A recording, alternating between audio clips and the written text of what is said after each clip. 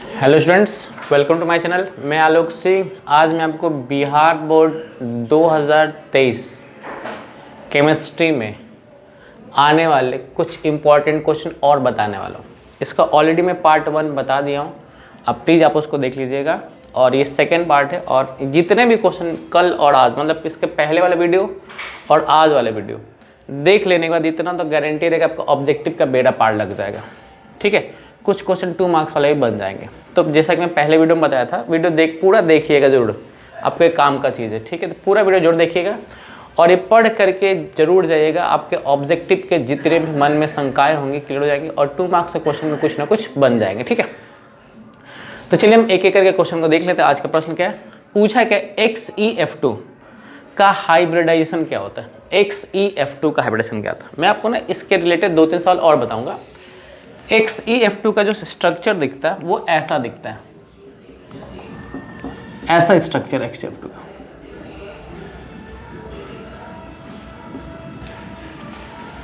आप देखेंगे तो इसका स्ट्रक्चर लीनियर होता है। कैसा होता है, लीनियर, रेखीय। एग्जाम में पूछा भी है कई बार कि XeF2 का स्ट्रक्चर बताएं कैसा होता है, तो लीनियर क्या बोलेंगे, रेखीय होता है। तो हम स्ट्रक्चर की बात करेंगे इसका तो बोलेंगे लीनियर स्ट्रक्चर होता है, हिंदी में बोलेंगे रेखीय स्ट्रक्चर होता है। ठीक है, अब लेकिन सवाल हमारे क्या, हाइब्रिडाइजेशन क्या है।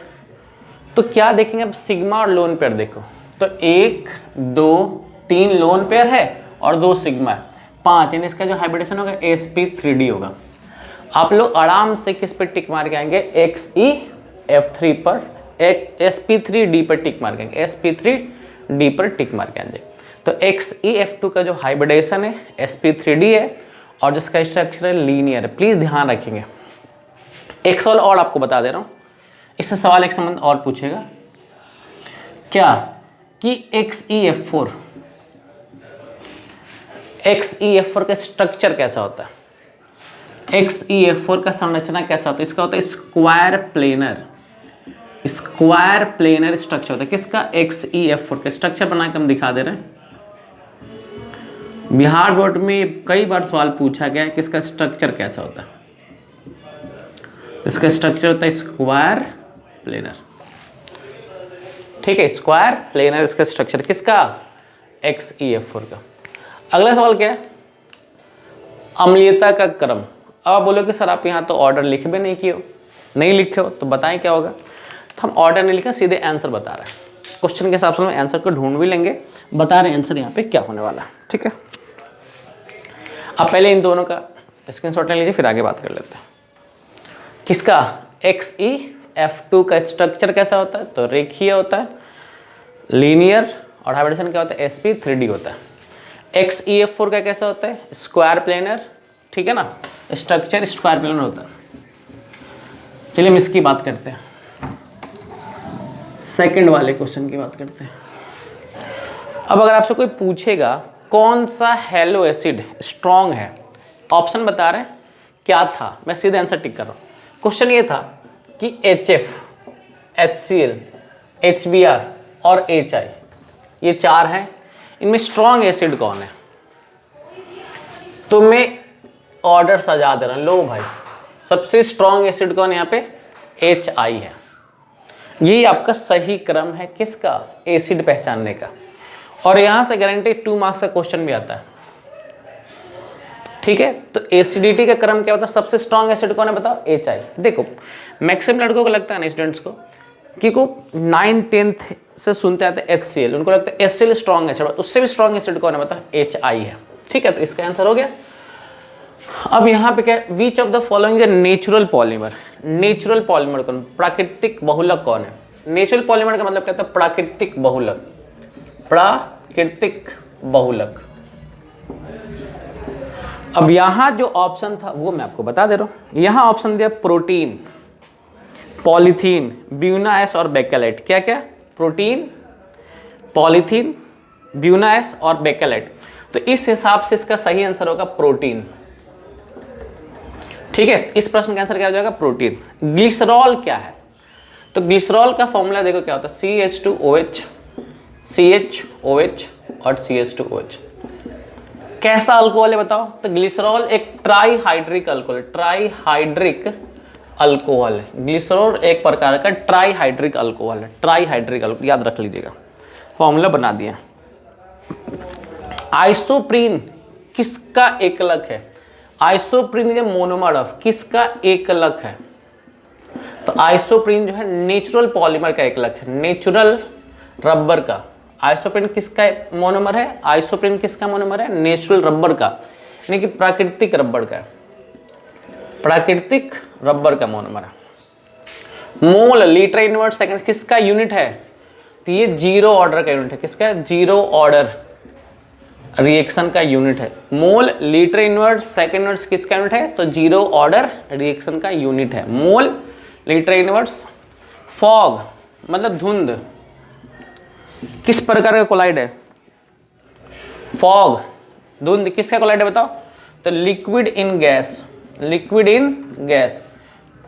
फॉग कब बनता है बताओ? फॉग किस प्रकार का कोलाइड है? जब द्रव गैस में जाता है। लिक्विड मतलब द्रव, जब द्रव का गैस में मिश्रण, द्रव का गैस में मिश्रण। फॉग किस प्रकार का कोलाइड है बताओ? जब लिक्विड को गैस में मिलाते हैं। नेक्स्ट सवाल क्या है बताओ? प्राइमरी सेकेंडरी टर्सरी अल्कोहल को अलग करने के लिए कौन सा परीक्षण कहते हैं? कौन कौन सा? प्राइमरी सेकेंडरी टर्सरी अल्कोहल के लिए, प्राइमरी सेकेंडरी टर्सरी अल्कोहल को अलग अलग जांचने के लिए किस टेस्ट का प्रयोग करते हैं? तो पहला जो नाम है उसका नाम है लुकास टेस्ट, दूसरा जो नाम है ऑक्सीडेशन टेस्ट, तीसरा Victor Meyer test, Victor Meyer test. Option D all, इसका सही आंसर है ऑल, सॉरी सही आंसर ऑल है। यानी हम प्राइमरी सेकेंडरी टर्सरी अल्कोहल का जांच किसके द्वारा करते हैं? लुकास से भी करते हैं, ऑक्सीडेशन से भी करते हैं, और विक्टर मेयर टेस्ट से भी हम लोग प्राइमरी सेकेंडरी टर्सरी अल्कोहल का जांच कर सकते हैं। इसका सही आंसर क्या है? All above. सही आंसर क्या है? All above. प्लीज ध्यान रखेंगे। देखिए, जब बेंजीन पे NH2 ग्रुप लग जाता है तो बाहर से आने वाला इलेक्ट्रोफाइल यानी इलेक्ट्रॉन आगे कहाँ जाएगा? कहाँ जाएगा? कहाँ जाएगा? कहाँ जाएगा बताओ? ऑर्थो और पैरा पड़ जाता है। कहाँ जाता है? ऑर्थो और पैरा। फिर से बता रहे हैं, बेंजीन पे अगर को NH2 लग गया है तो बाहर से आने वाला इलेक्ट्रॉन आगे इलेक्ट्रोफाइल कहाँ जाएगा? ऑर्थो और पैरा पे जाएगा। अच्छा एक बात और बता, खाली NH2 मत याद रखना, अगर यहाँ OH भी आ गया, अगर हैलोजन भी आ गया, OH आ गया या हैलोजन आ गया, ये भी इलेक्ट्रोफाइल को कहाँ भेजेंगे बताओ? ऑर्थो और पैरा पर ही भेजेंगे। कौन कौन सा? OH हो, हैलोजन हो, एमीन हो या ईथर हो। NH2 मतलब एमीन, OH मतलब अल्कोहल, X मतलब हैलोजन या ईथर हो। अगर इसके बाद बेंजीन पे अगर इलेक्ट्रोफाइल आएगा तो कहाँ जाके बैठेगा? ऑर्थो और पैरा पर बैठेगा। ठीक है, आप इसका स्क्रीनशॉट लिए फिर आगे वीडियो को और पढ़ाते हैं। देखिए आगे वाले प्रश्न को देख लेते हैं। अगला सवाल क्या है कि alkyl halide, alkyl halide sodium से रिएक्शन करके क्या बनाता है? तो भैया उस रिएक्शन को कहते क्या है? तो उसको कहते हैं उर्च रिएक्शन। क्या कहते हैं? ध्यान रखिए, जब भी अल्काइल हैलाइड सोडियम से रिएक्शन करता है उसको हम लोग कहते हैं उर्च रिएक्शन। कार्बोहाइड्रेट का फॉर्मूला क्या होता है? CxH2O का होल वाई, CxH2O का होल वाई किसका फॉर्मूला है? कार्बोहाइड्रेट का फॉर्मूला। CxH2O का होल वाई कार्बोहाइड्रेट का फॉर्मूला। कैनिजारो रिएक्शन कौन नहीं देगा? कौन नहीं देगा? देखिए बाबू, मैं कैनिजारो रिएक्शन पे और एल्डोल पे एक सेपरेट वीडियो बना दिया हूँ। अगर आपको डीपली पढ़ने का नॉलेज चाहिए तो आप वो वीडियो को देख लीजिएगा। बस यहाँ फिलहाल ये बता देते हैं कि कैनिजारो रिएक्शन वही देता है जिसके पास अल्फा H नहीं होता। कैनिजारो रिएक्शन वही देता है जिसके पास अल्फा H नहीं होता है। फिर से बोल रहे, कैनिजारो रिएक्शन वही देता है जिसके पास अल्फा H नहीं होता। तो हमें क्या ध्यान देखना है बताओ? किसके पास अल्फा H है? ये इकलौता एल्डिहाइड है जिसके पास अल्फा H। सर कैसे पहचानेंगे अल्फा H? वो आप वीडियो में जाके देखते रहिएगा। यहाँ का एल्डोल रिएक्शन कौन नहीं देगा? फिर वही बात है, ये कैनिजारो कौन नहीं देगा यहाँ एल्डोल? इसका उल्टा सोचो, जिसके पास अल्फा H होगा वो एल्डोल देगा।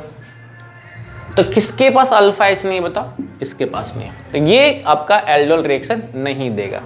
ठीक है, अगला सवाल के कौन कोलिगेटिव प्रॉपर्टी नहीं है, अणुसंग गुणधर्म नहीं है, कौन नहीं है बताओ? तो जो लोग कोलिगेटिव प्रॉपर्टी को हम नहीं जानते फिर बोलो, इस पे मैंने सेपरेट 4 वीडियो बना रखे हैं। कोलिगेटिव प्रॉपर्टी 4 प्रकार का तो पहले वाले वीडियो में बता रखे हैं। इंडिकेट कैसे करते हैं? तो डेल्टा TF का मतलब होता है डिप्रेशन इन फ्रीजिंग पॉइंट, हिमांक का अवनमन। पाई से इंडिकेट करते हैं ऑस्मोटिक प्रेशर को, यानी प्रासरण दाब को। डेल्टा TB से एलिवेशन इन बॉइलिंग पॉइंट को। KB से किसी को नहीं करते, तो इसमें KB जो है अणुसंग गुणधर्म नहीं है। CO आपसे पूछे इसका समन्वय संख्या कितना होगा? इसका समन्वय संख्या होगा 6। कितना होगा? 6 हो। कैसे होगा? अभी आप इतना जल्दी बोलोगे तो बताना मुश्किल है। EN CO को 2 बार छुएगा, तो 2 EN 4 बार छुएगा, और क्लोरीन 2 बार तो 6 बार। तो इसके लिए थोड़ा सा बेसिक नॉलेज होना चाहिए। फिलहाल बता रहे हैं इसका CN 6 होगा। डायमंड का संरचना कैसा होता है? टेट्राहेड्रल। टेट्राहेड्रल हिंदी में बोलेंगे चतुष्फलकीय। चतुष्फलकीय। अगला सवाल क्या है? इंडियन साल्ट पीटर किसे कहते हैं? Indian salt Peter, Indian salt Peter हम लोग कहते हैं KNO3 को। KNO3 को इंडियन सॉल्ट पीटर कहते हैं। लेकिन अगर यह आ गया कि चिली साल्ट पीटर किसको कहते हैं, तो NaNO3 को हम लोग चिली साल्ट पीटर कहते हैं। इंडियन साल्ट पीटर KNO3 को, चिली साल्ट पीटर NaNO3 को कहते हैं। ठीक है, थोड़ा सा स्पीड जल्दी रखना है ताकि हम लोग को बहुत सारे क्वेश्चन को कवर करना है। आप इसका स्क्रीनशॉट लिए फिर आगे बढ़ते हैं। आइए वीडियो को आगे देखते हैं। अगला सवाल क्या? हाईएस्ट ऑक्सीडेशन स्टेट, मतलब अधिकतम ऑक्सीकरण संख्या किसका? क्रोमियम और मैंगनीज का। तो क्रोमियम का जो अधिकतम ऑक्सीकरण संख्या होता है वो होता है +6। क्रोमियम का अधिकतम ऑक्सीकरण संख्या होता है +6, और मैंगनीज का जो अधिकतम ऑक्सीकरण संख्या होता है +7। ठीक है, क्रोमियम का अधिकतम ऑक्सीकरण संख्या +6 होता है, मैंगनीज का +7 होता है। Basic type of crystal are 7 प्रकार के। क्रिस्टल के मूल तंत्र क्या होते हैं? 7 प्रकार के। बेसिक क्रिस्टल के मूल तंत्र कितने हैं? 7। अगला सवाल क्या पूछा? आर्हेनियस इक्वेशन क्या होता है? देखिए, इस पे मैंने एक सेपरेट वीडियो बना रखा है, अगर लेंदी आपको पढ़ना होगा तो। केमिकल काइनेटिक्स का पार्ट 2 आप वहाँ जाके देखेंगे। अभी हम जितने भी वीडियो हमने बना रखा है सब एग्जाम के नज़रिए से इंपॉर्टेंट वीडियो बना रखा है। ठीक है, और ये एग्जाम के पॉइंट ऑफ व्यू से आखिरी वीडियो है 2023 बिहार बोर्ड एग्जाम के लिए। ठीक है, तो ये जो सवाल है, फॉर्मूला क्या आर्हेनियस इक्वेशन का? तो K बराबर AE का पावर -EA/RT। जल में साबुन के कोलाइडल कण कैसे होते हैं? तो निगेटिव होते हैं। पानी में साबुन के जो कोलाइडी पार्टिकल्स होते हैं कैसे होते हैं? तो निगेटिव होता है। CF2Cl2 क्या है? तो ये एक तरह का रेफ्रिजरेंट है। रेफ्रिजरेंट हिंदी में इसको बोलते हैं प्रशीतक। अगला सवाल क्या है? विटामिन B12 में कौन सा मेटल पाया जाता है? तो कोबाल्ट। वो भी कौन सा? कोबाल्ट। कौन सा? कोबाल्ट जिसका ऑक्सीकरण संख्या 3 होता होगा। क्लोरोफिल में कौन सा मेटल पाया जाता है बताओ? तो मैग्नीशियम। और हीमोग्लोबिन में कौन सा मेटल पाया जाता है? तो आयरन। पर ये तीनों के तीनों ना कॉम्प्लेक्स कंपाउंड है। कौन सा कंपाउंड है? कॉम्प्लेक्स कंपाउंड या कोऑर्डिनेशन कंपाउंड। स्टार्च किससे बनता है? तो ग्लूकोज से बनता है। स्टार्च किससे बनता है? ग्लूकोज से बनता है। अब इस सवाल मुझे जानबूझ के ऑप्शन देना पड़ा क्या?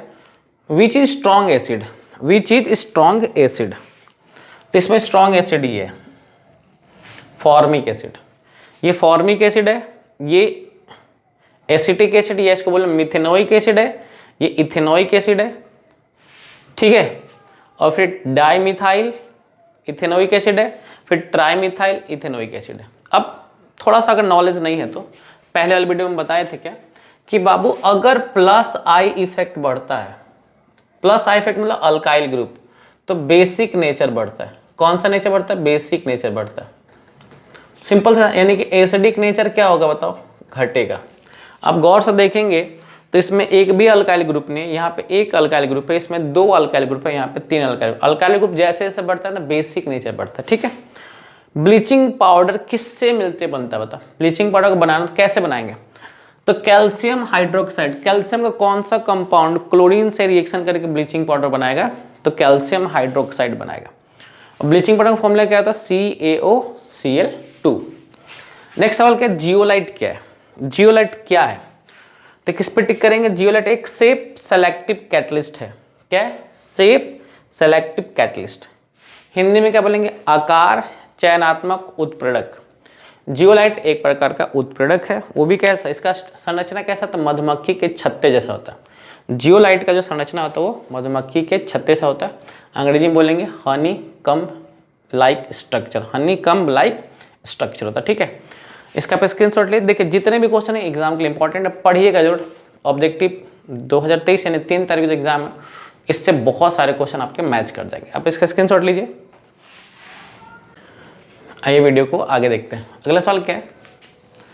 कौन सा यौगिक फ्रैंकल और शॉर्ट की दोष दर्शाता है? कौन सा कंपाउंड फ्रैंकल और शॉर्ट की दोनों दर्शाता है? तो AgBr। AgBr एक लौता यौगिक है जो फ्रैंकल और शॉर्ट की दोष दोनों दर्शाता है। P टाइप सेमीकंडक्टर बनाने के लिए किस ग्रुप का डोपिंग करते हैं? तो ग्रुप 13 या ग्रुप 12। अगर यहाँ पे पूछता है कि N टाइप सेमीकंडक्टर बनाने के लिए किसका डोपिंग करते हैं? तो यहाँ होता है ग्रुप 15 और ग्रुप 16। यहाँ कितना होता है? ग्रुप 13 और 12। पी टाइप बनाने के लिए ग्रुप 13 और 12 का डोपिंग करते हैं और एन टाइप बनाने के लिए 15 और 16 का डोपिंग करते हैं। बीसीसी का रिक्त स्थान कितना होता है? तो बीसीसी जितना भरता है वो है 68%, तो खाली कितना रह गया? 32%। Relationship between solubility of gas in liquid and pressure, मतलब कि गैस की घुलनशीलता और दाब के बीच का संबंध पहली बार कौन बताया था? गैस की घुलनशीलता द्रव में, गैस की घुलनशीलता द्रव में और दाब के बीच का संबंध सबसे पहले किसने बनाया था? तो हेनरी लॉ ने बताया था। ठीक है, सेकंड क्या है? धनात्मक विचलन।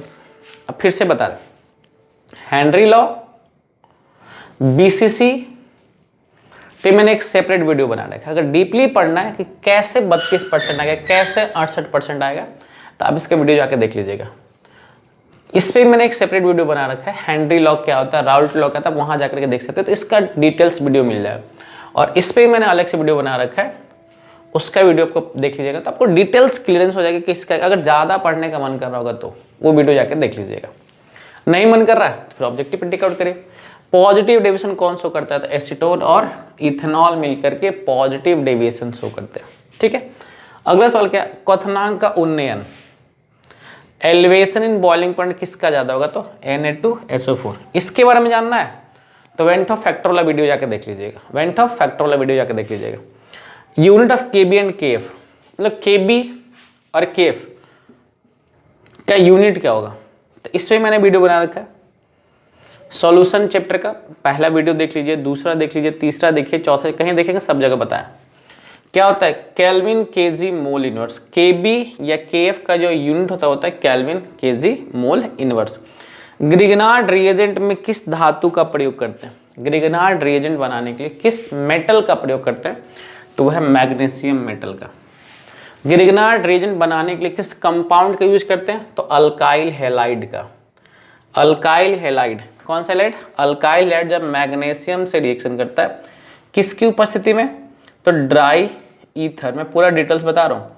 अल्काइल हैलाइड वो कंपाउंड है जो मैग्नीशियम से रिएक्शन करता है ड्राई ईथर यानी शुष्क ईथर की उपस्थिति में, तब जाकर के अल्काइल मैग्नीशियम हैलाइड बनता है, तब जाकर के अल्काइल मैग्नीशियम हैलाइड बनता है, जो कि ग्रिगनार्ड रिएजेंट के नाम से जाना जाता है। तो ग्रिगनार्ड रिएजेंट किसको बोलते हैं? तो अल्काइल मैग्नीशियम हैलाइड को हम लोग ग्रिगनार्ड रिएजेंट बोलते हैं। अगर आपसे कोई पूछे कि उच्च रिएक्शन में किस मेटल का प्रयोग करते हैं? तो सोडियम का। फिटिक रिएक्शन में किस मेटल का प्रयोग करते हैं? तो सोडियम। उच्च फिटिक में किसका यूज करते हैं बताओ? तो सोडियम का। लेकिन ग्रिगनार्ड में किसका यूज करते हैं? तो मैग्नीशियम का। ठीक है, आप इसका स्क्रीनशॉट लीजिए, फिर आगे बात करते हैं। आइए आगे देख लेते हैं। देखिए इसको मैं थोड़ा सा अलग तरीके से पढ़ा रहा हूँ क्योंकि यहाँ से क्वेश्चन बनने के समय बहुत ज़्यादा होते हैं। Haber process, Ostwald process, contact process, Deacon process, Hall Heroult process, एक है lead chamber process. Lead chamber process, इससे बनाते क्या ये समझेंगे। देखिए हैबर प्रोसेस से क्या बनाते हैं? तो हैबर प्रोसेस से हम लोग अमोनिया बनाते हैं। एक एक करके आराम से देखते चलेंगे। हैबर प्रोसेस से क्या बनाते हैं? ये अमोनिया किस प्रोसेस में बनता है? तो हैबर प्रोसेस हम लोग अमोनिया बनाते हैं। कैटलिस्ट कौन से यूज करते हैं? तो आयरन। प्रमोटर कौन से यूज करते हैं? मॉलिब्डेनम। प्रिंसिपल कौन सा लगता है? प्रिंसिपल यहाँ पे कौन सा लगता है? ली चैटेलियर प्रिंसिपल। यानी यहाँ से 4 चीज बन गया।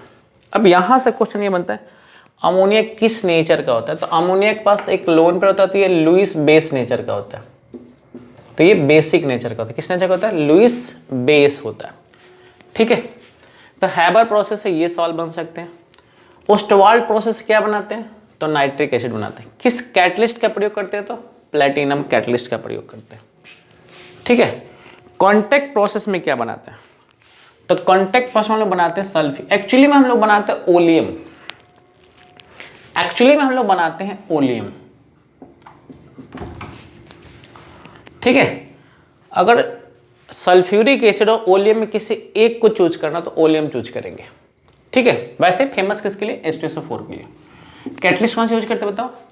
Vanadium pentoxide. पूछेगा पॉइजन कौन सा आता है इसमें? पॉइजन तो आर्सेनिक, या पॉइजन आर्सेनिक है। अब अगला सवाल क्या? लीड चैम्बर प्रोसेस से क्या बनाते हैं? तो सल्फ्यूरिक एसिड बनाते हैं। ये भी याद रखिएगा, लीड चैम्बर प्रोसेस से भी सल्फ्यूरिक एसिड बनाते हैं। ठीक, अब आगे देख, डेकॉन प्रोसेस से क्या बनाते हैं?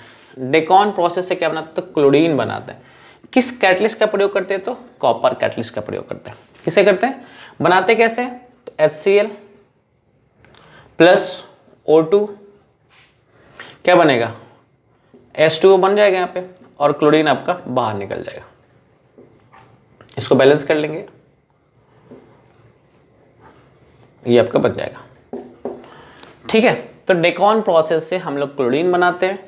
कैटलिस्ट कौन सा लेते हैं बताओ? तो कॉपर लेते हो, ऐसे बन जाता है। कैटलिस्ट कौन सा है? कॉपर। सिंपल सा सवाल ऐसे ही बनेगा। नेक्स्ट सवाल क्या बताओ? Hall Herald process. Hall Herald process से क्या बनाते हैं? तो हॉल हेराल्ड प्रोसेस से एल्युमिनियम बनाते हैं, और इसमें क्रायोलाइट नामक चीज़ डालते हैं। क्या ऐड करते हैं बताओ प्रोसेस के दौरान? क्रायोलाइट। अब क्रायोलाइट डालते क्यों है?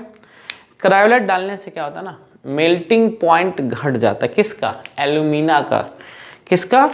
एल्यूमिना का मेल्टिंग पॉइंट घट जाता है। तो क्रायोलाइट क्या करता है? एल्यूमिना के मेल्टिंग पॉइंट को घटा देता है, यानी कि उसे गलनांक को घटा देता है। गलनांक मतलब हो सकता है वो बहुत ऊंचे टेम्परेचर पे पिघलता है, तो क्रायोलाइट के डालने से उसका मेल्टिंग पॉइंट क्या होता है? थोड़ा सा घट जाता है। ठीक है, यहाँ से तो पक्का सवाल बनेगा, पक्का पक्का 2-3 सवाल तो यहीं से आ जाएगा। क्या क्या पूछ रहे बताओ? हैबर प्रोसेस से क्या बनाते हैं? अमोनिया बनाते हैं। अमोनिया का नेचर कैसा होता है? बेसिक होता है। इसका स्ट्रक्चर कैसा होता है? पिरामिडल होता है। कैसा होता है? अमोनिया का स्ट्रक्चर पूछ सकता है, बोलना पिरामिडल होता है। पिरामिडल।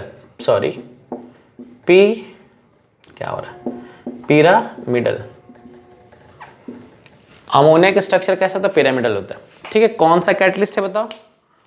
आयरन कैटलिस्ट है। प्रोमोटर क्या है? मॉलिब्डेनम। प्रिंसिपल ली चैटेलियर।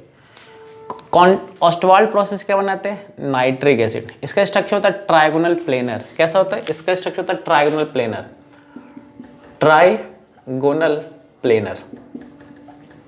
हाइब्रिडेशन sp2, इसका हाइब्रिडेशन sp3, इसका हाइब्रिडेशन sp3। पूछ सकता है कि H2SO4 का हाइब्रिडेशन क्या होगा? तो sp3 हो जाएगा। ठीक है, कॉन्टैक्ट प्रोसेस क्या बनाते हैं? सल्फ्यूरिक एसिड या ओलियम। कैटलिस्ट क्या बताओ? Vanadium pentoxide. पॉइजन कौन है? आर्सेनिक। लीड चैम्बर प्रोसेस क्या बनाते हैं? Sulphuric acid. डेकॉन प्रोसेस क्या बनाते हैं? क्लोरीन। कैटलिस्ट क्या है? कॉपर। ठीक है, हॉल हेराल्ड प्रोसेस क्या बनाते हैं? एल्युमिनियम बनाते हैं। क्रायोलाइट क्यों डालते हैं? ताकि उसका मेल्टिंग पॉइंट, किसका मेल्टिंग पॉइंट? एल्यूमिना का मेल्टिंग पॉइंट घट जाए। ठीक है, तो ये कुछ इंपॉर्टेंट पॉइंट थे, इसके स्क्रीनशॉट लीजिए, और यहाँ से एग्जाम में आने की संभावना बहुत ज़्यादा है। ठीक है, स्क्रीनशॉट लीजिए, फिर आगे बात करते हैं। देखिए नेक्स्ट क्वेश्चन क्या कह रहा है? रेडियस रेशियो टेट्राहेड्रल चतुष्फलकीय क्या रेडियस रेशियो क्या है? तो 0.225 से 0.41। अगर किसी एक पे टिक करना हो तो इस पर टिक कर लीजिएगा। अष्टफलकीय का इस पर टिक कर लीजिएगा। टोटल नंबर ऑफ क्रिस्टलाइटिस कितना था? 14। टोटल नंबर ऑफ क्रिस्टलीय जालक कितने होता है? टोटल क्रिस्टलीय जालक कितने? 14 हैं, जिसको हम लोग ब्रेवियस जालक कहते हैं, ब्रेवियस लैटिस भी कहते हैं। टोटल नंबर ऑफ क्रिस्टलीय जालक कितने बताओ? बेसिक क्रिस्टलीय कितने? 7। टोटल कितना है? 14। आइसोटोनिक सॉल्यूशन यानी समपरासरणी विलयन में क्या होता है? समपरासरणी विलयन में परासरण दाब बराबर होता है, यानी पाई 1 बराबर क्या होगा? पाई 2। परासरण दाब बराबर होता है और सांद्रता बराबर होता है। सांद्रता बराबर होता है, किसका बराबर होता है भाई? दो अलग अलग विलयन का परासरण दाब बराबर होगा या उसका सांद्रता बराबर होगा। आइसोटोनिक यानी समपरासरणी विलयन में या तो परासरण दाब बराबर होगा या तो उसका सांद्रता बराबर। ब्लड को शुद्ध किया जाता है डायलिसिस के द्वारा, हिंदी में क्या बोलते हैं? अपोहन के द्वारा। ब्लड को शुद्ध करने का तरीका क्या बताओ? या तो डायलिसिस बोल लो या उसको हिंदी में क्या बोलेंगे? अपोहन बोल लो, ठीक है। Size of colloidal particle, colloid का साइज कितना होता है यार? तो वो होता है 1 नैनोमीटर से 1000 नैनोमीटर के बीच में। 1 नैनोमीटर से 1000 नैनोमीटर के बीच में। तो 1 नैनोमीटर का मतलब होता है 10 का पावर -9 मीटर से लेकर के 1000 गुणे 10 का पावर -9 मीटर, अर्थात 10 का पावर -9 मीटर से लेकर के 10 का पावर -6 मीटर। अगर मुझे इसको सेंटीमीटर में कन्वर्ट करना होगा तो 10 का पावर -7 मीटर से लेकर के 10 का पावर -4 सेंटीमीटर, ये इसके सही आंसर है। किसके भाई? Colloidal particle. कोलाइड का साइज कितना होता है? कोलाइडिक कण का साइज कितना होता है? तो 1 नैनोमीटर से 1000 नैनोमीटर, उसको फिर मीटर में करेंगे तो 10 का पावर -9 मीटर से लेकर के 10 का पावर -6 मीटर। अगर सेंटीमीटर में करेंगे तो 10 का पावर -7 सेंटीमीटर से लेकर के 10 का पावर -7 सेंटीमीटर से लेकर के 10 का पावर -4 सेंटीमीटर। अगर सॉल्यूशन का साइज पूछ लेता है, किसका पूछ लेता है बताओ? अगर सॉल्यूशन का यानी कि विलयन का पूछ लेता है, विलयन का सॉल्यूशन का साइज, तो उसका होता है 1 नैनोमीटर से छोटा होता है। 1 नैनोमीटर छोटा मतलब 10 का पावर -9 मीटर से छोटा। सेंटीमीटर में बात करेंगे तो 10 का पावर -7 सेंटीमीटर से छोटा होता है। किसका साइज? सॉल्यूशन का साइज। किसका साइज? सॉल्यूशन का साइज, ठीक है। अच्छा, आपसे कोई पूछेगा हिंदी में रेडियस को पता क्या बोलते हैं? त्रिज्या अनुपात कहते हैं, त्रिज्या अनुपात। तो किसका कितना होता है? तो ज़्यादातर आपसे पूछेगा टेट्राहेड्रल का या पूछेगा आपसे ऑक्टाहेड्रल का। किससे एक पे टिक करना होगा तो 0.41 पर टिक करना, उधर से टिक करना होता है 0.732 पे आप टिक कर लेंगे, ठीक है। इसके बाद एक और कुछ क्वेश्चन और बताएंगे, फिर वीडियो को ख़त्म करेंगे, ठीक है। आप इसका स्क्रीनशॉट लीजिए, कुछ और क्वेश्चन बताएंगे बस, उसके बाद वीडियो को ख़त्म करेंगे। इसका स्क्रीनशॉट लीजिए, फिर आगे बात करते हैं। देखिए आखिरी कुछ प्रश्न है। पहला सवाल क्या है? पहला 3 सवाल जो यूनिट से संबंधित है। पहला सवाल क्या है? यूनिट ऑफ सेल कांस्टेंट, ये पूछा गया सवाल है। सेल स्थिरांक का इकाई क्या होता है? एक तो पहले उसका फॉर्मूला देख लो, L/A। L मतलब लेंथ, A मतलब एरिया, तो इसका यूनिट हो गया तो मीटर इनवर्स हो गया या तो सेंटीमीटर इनवर्स हो गया। दूसरा कंडक्टेंस। अच्छा, कंडक्टेंस रेसिस्टेंस का उल्टा होता है, तो रेसिस्टेंस का सबको पता होगा ओम होता है, तो कंडक्टेंस का ओम इनवर्स मान लो। फिर एक आता है मोलर कंडक्टिविटी। तो मोलर कंडक्टिविटी का क्या होता है? मतलब मोलर चालकता, Simon centimetre square mole inverse. एक बात आपको बता दें, ओम इनवर्स को हम लोग साइमन भी कहते हैं। ओम इनवर्स को हम लोग साइमन भी कह सकते हैं, ठीक है। तो मोलर कंडक्टिविटी का यूनिट क्या हो जाएगा? Simon centimetre square mole inverse, ठीक। अब यहाँ से 3 सवाल डाल रखे चैप्टर 3 का। Electrolyte used in dry cell. Electrolyte को हम हिंदी में कहते हैं वैद्युत अपघट्य। वैद्युत अपघट्य मतलब शुष्क सेल में कौन सा वैद्युत अपघट्य यूज करते हैं? शुष्क सेल में वैद्युत अपघट्य कौन सा यूज करते हैं? तो उसका नाम है ZnCl2 और NH4Cl, यानी कि जिंक क्लोराइड और अमोनियम मरकरी। अच्छा, ड्राई सेल का वोल्टेज कितना होता है? तो 1.5 वोल्ट। याद रखिएगा, ड्राई सेल कितना वोल्ट तैयार करता है? तो 1.5 volt. Mercury cell 1.35 volt. Mercury cell पता है किसको बोलते हैं? जो हाथ वाली घड़ी में जो बैटरी लगाते हैं ना, उसको मरकरी सेल कहते हैं। जो कान वाला मशीन नहीं होता, उसमें जो बैटरी लगाते हैं उसको बोलते हैं मरकरी सेल, ठीक है। लीड स्टोरेज बैटरी यानी कि लीड संचायक बैटरी में कौन होता है बताओ? तो H2SO4 होता है, लेकिन उसके सांद्रता याद रखना आपको, कॉन्सेंट्रेशन याद रखना पड़ेगा। क्या? 38%। 38% H2SO4 जो है वो लीड स्टोरेज बैटरी में वो वैद्युत अपघट्य की तरह काम करता है। अब नीचे से दो सवाल है, ये RC double bond O X, या तो यहां से क्वेश्चन आएगा इस रिएक्शन को पूरा करो, या आपसे पूछेगा कौन सा रिएक्शन, ऐसे लिख के दे देगा। आपसे पूछेगा ये कौन सा रिएक्शन है, तो बाबू ये है रोजेनमुंड रिडक्शन, रोजेनमुंड रिडक्शन, रोजेनमुंड अपचयन अभिक्रिया। और ये कौन सा है, तो ये है कार्बाइल एमीन रिएक्शन। जो लोग बच्चे ऑर्गेनिक नहीं जानते ना, यहाँ मैं कुछ बेसिक बातें बताना चाहता हूँ। कार्बाइल एमीन रिएक्शन वही एमीन देता है, कार्बाइल एमीन रिएक्शन वही एमीन दे सकता है जो सिर्फ प्राइमरी हो, या ये बोल दो कि प्राइमरी एमीन ही सिर्फ कार्बाइल एमीन टेस्ट दे सकता, और कोई एमीन नहीं देगा। इसका ध्यान रखें, कौन देगा? कार्बाइल एमीन टेस्ट सिर्फ कौन दे सकता है? तो ओनली प्राइमरी एमीन ही कार्बाइल एमीन टेस्ट दे सकता है। अब जैसे आपके पास 4 एग्जाम्पल देते हैं, अब पूछे कि इनमें से कार्बाइल एमीन टेस्ट कौन देगा, तो आप बोल सकते हैं चेक करना उसमें प्राइमरी एमीन कौन है। और कार्बाइल एमीन टेस्ट का नाम कार्बाइल एमीन रिएक्शन बोल लो या कार्बाइल एमीन टेस्ट बोलो, इसका एक नाम और है आइसोसाइनाइड टेस्ट, आइसोसाइनाइड टेस्ट। अगर आपसे एग्जाम पूछेगा कि आइसोसाइनाइड टेस्ट किसके लिए करते हैं, तो आप बोलेंगे प्राइमरी एमीन के लिए। अगर एग्जाम में अगर पूछे कि प्राइमरी एमीन का पता लगाने के लिए किस टेस्ट का प्रयोग करेंगे, तो बोलेंगे कार्बाइल एमीन टेस्ट या आइसोसाइनाइड टेस्ट। फिर से पूछ रहे कार्बाइल एमीन का पता लगाने के लिए, सॉरी प्राइमरी एमीन का पता लगाने के लिए किस टेस्ट का प्रयोग करेंगे, तो उसका नाम है कार्बाइल एमीन टेस्ट या आइसोसाइनाइड टेस्ट। अच्छा, एक सवाल अगर ये पूछता है कि प्राइमरी एमीन किस विधि से बना सकते हैं, पहले आप इसका स्क्रीनशॉट लीजिए फिर आगे बात करते हैं। प्राइमरी एमीन, सिर्फ प्राइमरी एमीन बनाना होगा तो किस प्रोसेस से बना सकते हैं? प्राइमरी एमीन अगर हमें बनाना होगा तो हम लोग उसे किस प्रोसेस से बना सकते हैं? अगर आपको पता है तो कमेंट में बताइए, तब तक हम इस बोर्ड को क्लीन करते हैं। तो प्राइमरी एमीन, सिर्फ प्राइमरी एमीन बनाने के लिए, सिर्फ प्राइमरी एमीन बनाने के लिए 2 टेस्ट है। एक तो गैब्रिल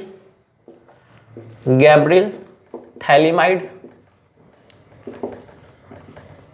रिएक्शन, इसमें भी खास बात है, इसमें सिर्फ एलिफेटिक प्राइमरी एमीन बना सकते हैं, एरोमेटिक प्राइमरी एमीन नहीं बना सकते। तो प्राइमरी एमीन बनाने के लिए किस रिएक्शन का प्रयोग करेंगे? गैब्रिल थैलिमाइड का। एक दूसरा क्या? Hoffmann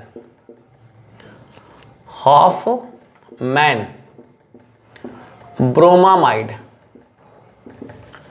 degradation reaction. इसमें क्या खास बात है? इससे हम प्राइमरी एमीन ही बनाएंगे। क्या बनाएंगे? सिर्फ प्राइमरी एमीन, वो भी सिर्फ कौन सा? एरोमेटिक बना सकते हैं और एलिफेटिक, दोनों बना सकते हैं। क्या बोला मैंने? अगर आपको सिर्फ प्राइमरी एमीन बनाना है, सिर्फ और सिर्फ प्राइमरी एमीन बनाना है, तो उसके लिए 2 तरीके हैं। कौन कौन सा? गैब्रिल थैलिमाइड और हॉफमैन ब्रोमामाइड।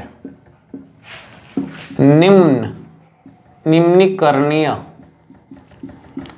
अभिक्रिया। अब इन दोनों में क्या अलग है बताओ? अगर तुम्हें सिर्फ प्राइमरी एलिफेटिक एमीन बनाना, अगर तुम्हें सिर्फ प्राइमरी एलिफेटिक एमीन बनाना होगा तो गैब्रिल, एरोमेटिक और एलिफेटिक दोनों बनाना होगा तो हॉफमैन। ठीक है, चलो प्राइमरी एमीन का जांच किससे कर सकते बताओ? कार्बाइल एमीन से। ठीक है, एक सवाल और आपसे पूछा जा सकता है, क्या कि प्राइमरी एमीन, सेकेंडरी एमीन और टर्शरी एमीन को अलग करने के लिए, मतलब जांचने के लिए किसका प्रयोग कर सकते हैं? प्राइमरी एमीन, सेकेंडरी एमीन और टर्शरी एमीन को अलग अलग करने के लिए किसका प्रयोग करते हैं बताओ? तो उसका नाम है Hinsberg reagent. Primary, secondary and tertiary amine को टेस्ट करने के लिए, टेस्ट नहीं बोलेंगे, अलग करने के लिए, अलग करने के लिए किसका प्रयोग करते हैं? हिंसबर्ग रिएजेंट का प्रयोग करते हैं, हिंसबर्ग रिएजेंट का प्रयोग करते हैं। अब कुछ लोगों को तो हिंसबर्ग रिएजेंट का फॉर्मूला भी पता होना चाहिए। हिंसबर्ग रिएजेंट का प्रयोग करते हैं। हिंसबर्ग रिएजेंट, क्या नाम है उसका? हिंसबर्ग रिएजेंट का प्रयोग करते हैं। फॉर्मूला क्या होता है? क्या किसको पता है इसका नाम? हिंसबर्ग रिएजेंट का नाम क्या है? तो बेंजीन सल्फोनिल क्लोराइड, इसको कहते हैं हिंसबर्ग। फॉर्मूला देखो, C6H5SO2Cl। हिंसबर्ग रिएजेंट का प्रयोग करते हैं। प्राइमरी, सेकेंडरी, टर्सरी एमीन को अलग करने के लिए किस टेस्ट का प्रयोग करते हैं? तो उसका नाम है हिंसबर्ग रिएजेंट का प्रयोग करते हैं। ठीक है। अब वैसे अगर तुमसे कोई पूछेगा कि primary alcohol, secondary alcohol, tertiary alcohol को चेक करने के लिए किसका प्रयोग करेंगे? तो शायद मैंने वीडियो बना रखा है। लुकास सही है, विक्टर मेयर सही है, ऑक्सीडेशन सही है। अगर बोलना पड़ेगा कि लुकास टेस्ट सबसे पहले कौन देगा, लुकास टेस्ट सबसे पहले कौन देगा, तो पहले टर्सरी देगा, फिर सेकेंडरी देगा, फिर प्राइमरी देगा। पहले टर्सरी देगा, फिर सेकेंडरी देगा, फिर कौन देगा? प्राइमरी देगा। ठीक है, चलिए इसका स्क्रीनशॉट लीजिए, फिर आगे कुछ और बता देते हैं। फटाफट लीजिए स्क्रीनशॉट। दोबारा बता दे रहे हैं, प्राइमरी एमीन बनाने के लिए गैब्रियल थैलेमाइड रिएक्शन, इसमें सिर्फ एलिफेटिक एमीन बनेगा, एरोमेटिक नहीं बनेगा। हॉफमैन से प्राइमरी एमीन बनेगा, एरोमेटिक बन जाएगा और एलिफेटिक बन जाएगा। प्राइमरी, सेकेंड, टर्सरी एमीन को अलग करने के लिए कौन सा रिएजेंट का प्रयोग करेंगे? हिंसबर्ग रिएजेंट का। अगर खाली प्राइमरी एमीन चेक करना होगा तो isocyanide test. Primary, secondary, tertiary alcohol सबसे पहले कौन देगा? टर्सरी अल्कोहल देगा, फिर सेकेंडरी देगा, फिर प्राइमरी देगा। इसमें ठीक है, अभी हम बात करेंगे एल्डिहाइड पहचानने का। कुछ तरीका और बता, एल्डिहाइड कैसे जांच सकते हैं? चलिए करिए फटाफट फटाफट फटाफट फटाफट फटाफट।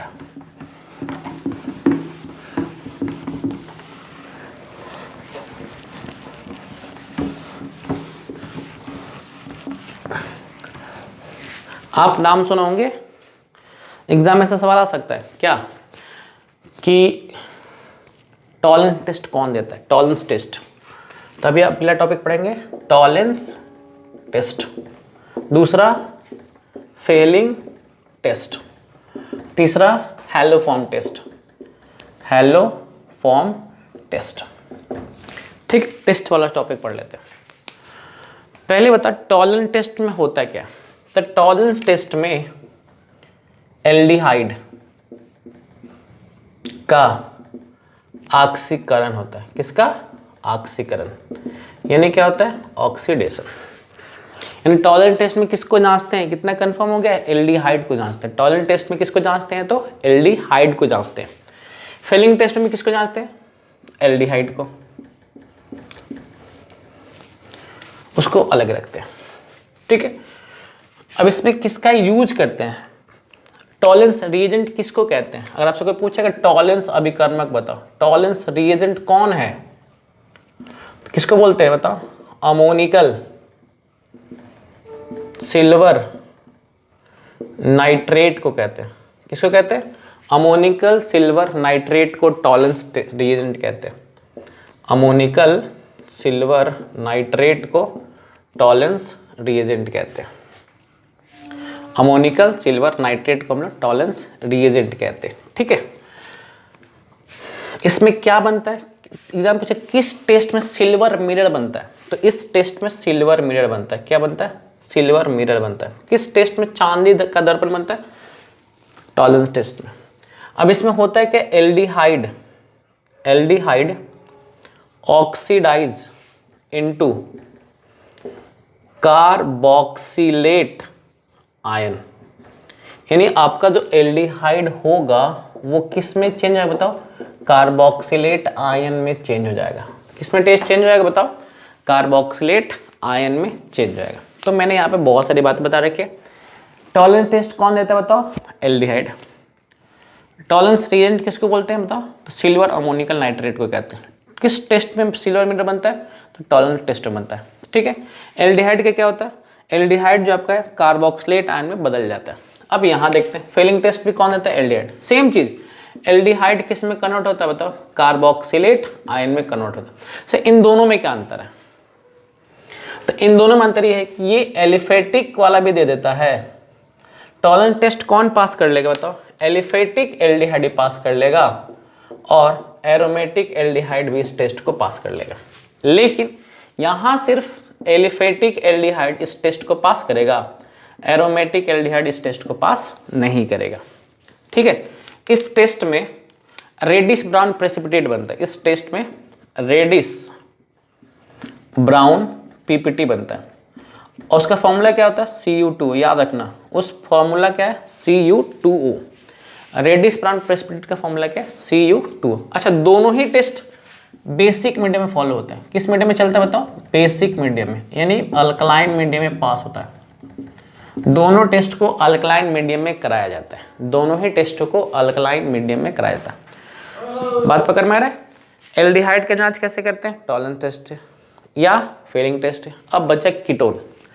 सवाल एक ये आ सकता है कि कौन सा एल्डिहाइड टॉलरेंस हैलोफॉर्म टेस्ट दे सकता है? कौन सा एल्डिहाइड?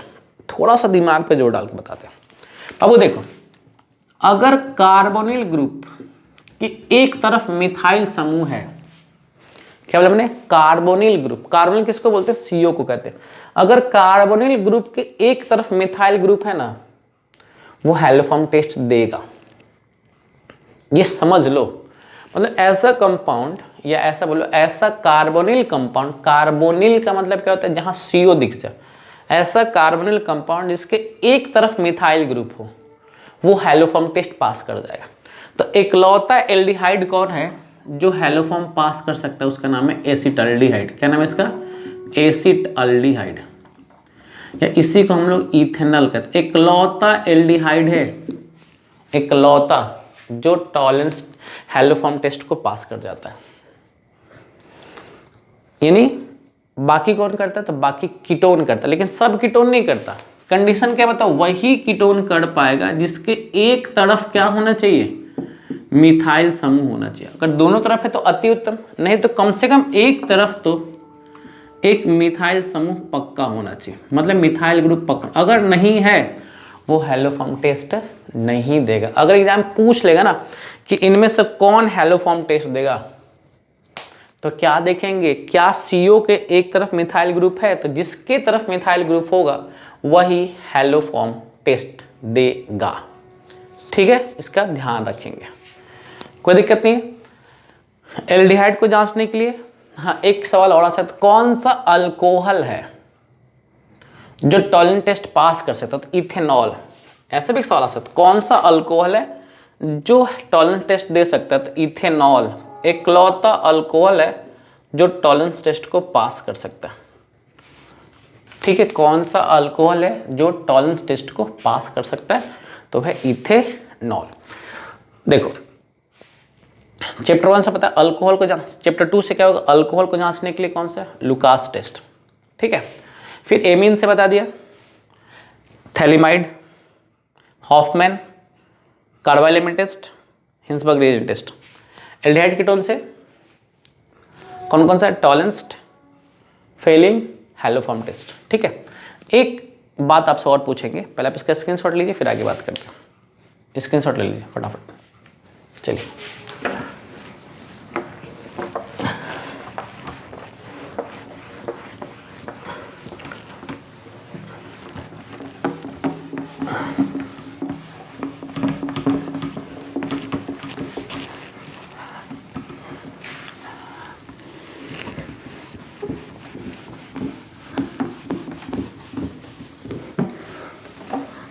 देखिए क्या बताने वाले।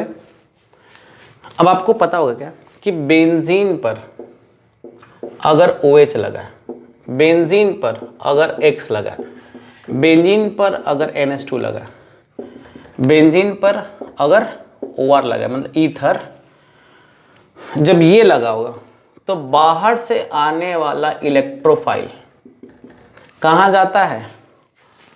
ऑर्थो एंड पैरा डायरेक्टिंग होता है, ऑर्थो एंड पैरा डायरेक्टिंग होता है। ठीक है, लेकिन अगर इसी बेंजीन पर CHO लगा हो, इस CHO मतलब एल्डिहाइड, इसी बेंजीन पर कीटोन लगा हो, इसी बेंजीन पर कार्बोक्सिलिक एसिड लगा हो, इसी बेंजीन पर ईस्टर लगा हो, कुल मिलाकर के कार्बोनिल कंपाउंड लगा हो, कुल मिलाकर के कार्बोनिल कंपाउंड लगा हो, तो इलेक्ट्रोफाइल कहाँ जाता है? इलेक्ट्रोफाइल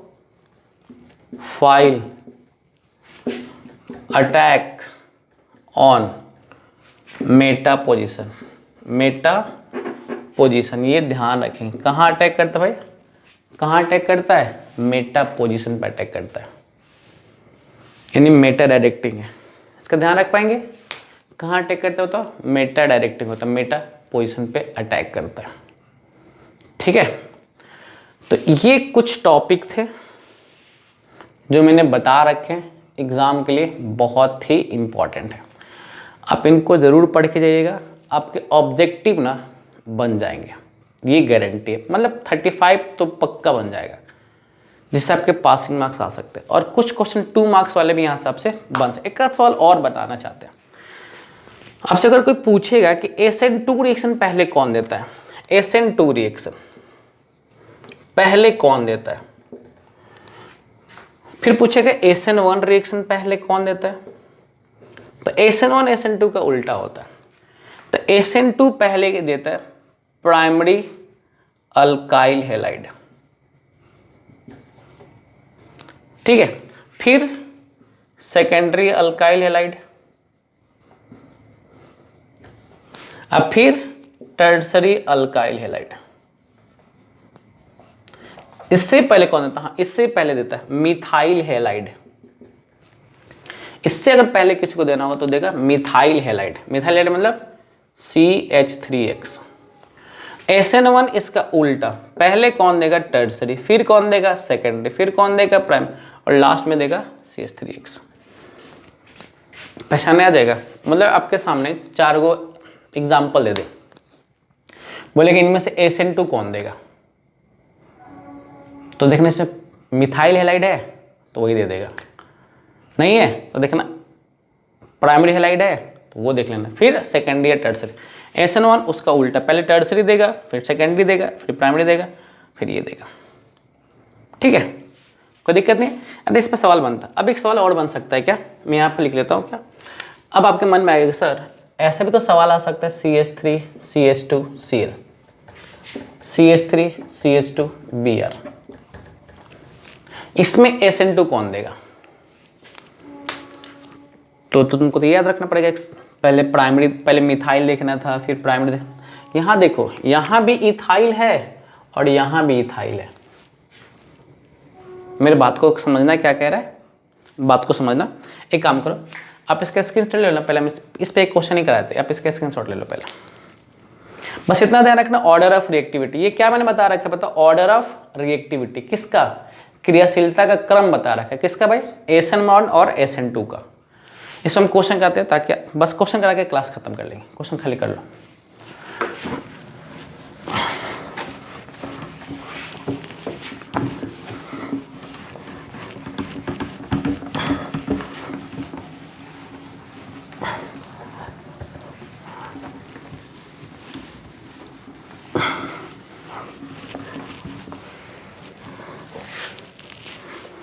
देखो देखो देखो देखो देखो,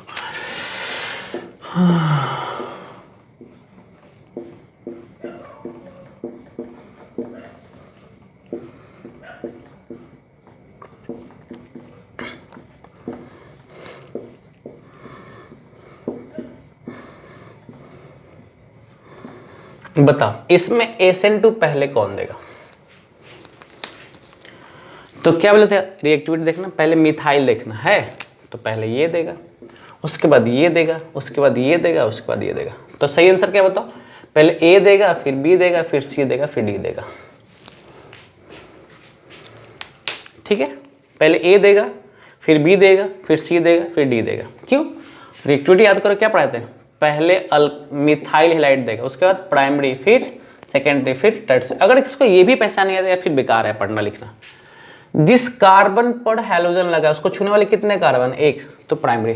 जिस कार्बन पर हैलोजन लगा उसको छूने वाले कितने कार्बन है, दो, तो ये सेकेंडरी। जिस कार्बन पर हैलोजन उसको छूने वाले कितने कार्बन है, तीन, तो उसको क्या बोलेंगे, टर्सरी हैलाइड। ठीक है, तो SN2 रिएक्शन पहले कौन देता है बताओ, पहले मिथाइल देगा, फिर प्राइमरी देगा, फिर सेकेंडरी देगा, फिर अगर यही होता कि SN1 पहले कौन देगा तो क्या होता, tertiary, secondary, primary, then CH3Cl। ठीक है, एक सवाल और देख लो, ये थोड़ा हटके होगा। हटने का मतलब क्या कि सवाल कुछ आपका ऐसा है, CH3 CH2 CH2 Cl, CH3 CH2 CH2 Cl, sorry F, CH3 CH2 CH2 Br, CH3 CH2 CH2 I। आप एक चीज गौर किए हो क्या, इसमें अंतर क्या है, इसमें क्या था, इसमें हैलोजन सेम था, हैलोजन सेम था, यानी यहाँ भी क्लोरीन था, यहाँ भी क्लोरीन था, यहाँ भी क्लोरीन था, यहाँ भी, बदल क्या रहा था, यहाँ आपका अल्काइल ग्रुप बदल रहा था। यहाँ इस क्वेश्चन में आपका अल्काइल ग्रुप बदल रहा था, यहाँ मिथाइल है, यहाँ इथाइल है, यहाँ प्रोपाइल है और यहाँ ब्यूटाइल है। इस क्वेश्चन में हैलोजन सेम था, अल्काइल ग्रुप बदल रहा था। इस क्वेश्चन में हैलोजन अलग अलग है, गौर से देखो, और अल्काइल ग्रुप तुम्हारा सेम है। समझ में आया दोनों में अंतर क्या है, इसमें हैलोजन सेम है, अल्काइल ग्रुप अलग अलग। इसमें क्या है, अल्काइल ग्रुप सेम है, हैलोजन अलग अलग है। तो इसका सही आंसर क्या होगा, ध्यान रखना, ऑर्डर बता दे रहे हैं, ऑर्डर ऑफ रिएक्टिविटी बता दे रहे हैं आपको क्या होगा, Ri, फिर RBr, फिर RCl, देन RF। तो सही आंसर बताओ, ये D है, ये C है, ये B है और ये A है।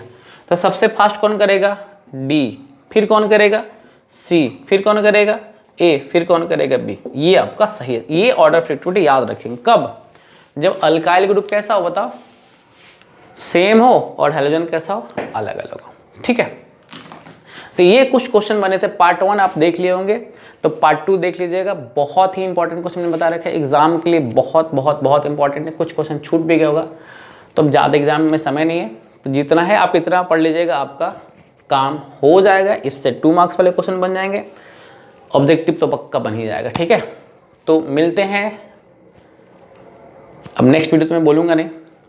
एग्ज़ाम का डेट आज जो वीडियो में बना वो है 30 जनवरी 2023, और पेपर आपका है 3 फरवरी को है।